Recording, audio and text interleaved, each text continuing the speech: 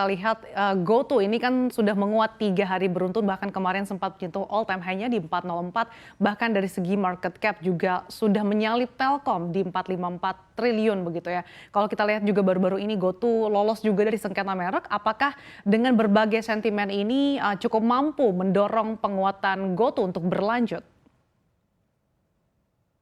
Iya, saya lihat untuk level saat ini secara teknikal memang kemungkinan adanya short term take profit atau declining.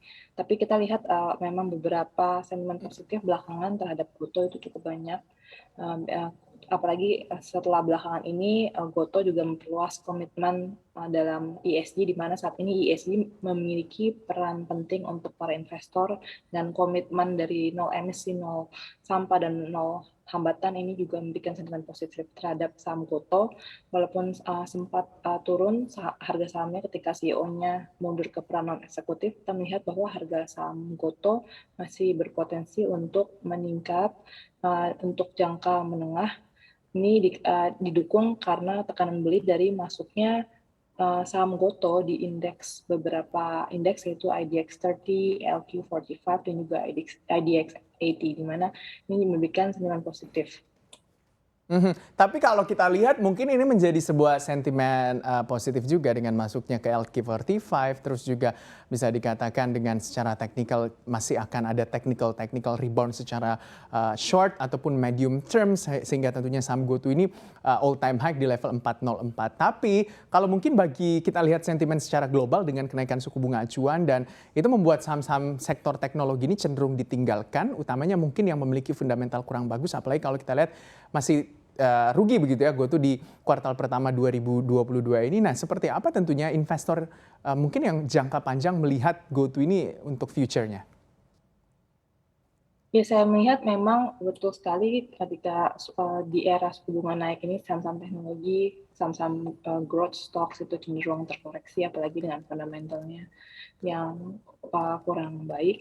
Dan kita melihat untuk kedepannya investor melihat jika Goto tidak dapat bertahan dengan size-nya sekarang, dengan net loss yang masih akan terus dibukukan, ini tentunya nantinya kemungkinan akan ada aksi profit taking. Lagi saat ini itu untuk sentimen positif Goto itu datang dari flow issue, karena karena saham ini dimasukkan ke indeks tersebut.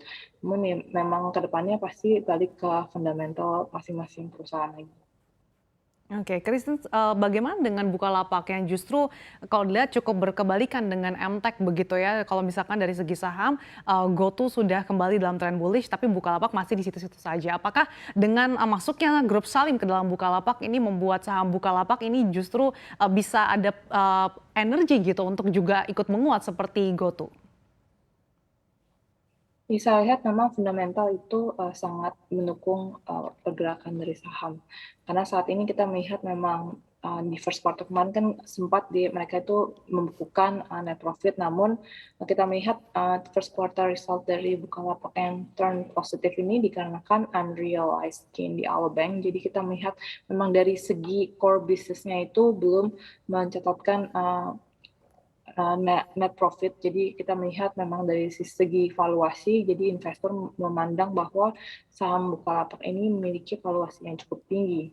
Dan kita melihat memang ada ownership itu memang itu sedikit memberikan sentimen positif, karena kita harus akan melihat adanya perbaikan dari fundamental perusahaan. Namun kita melihat memang good corporate governance dari Buka juga mendukung share price performance going forward, karena kita akan mengharapkan perubahan fundamental di perusahaan tersebut.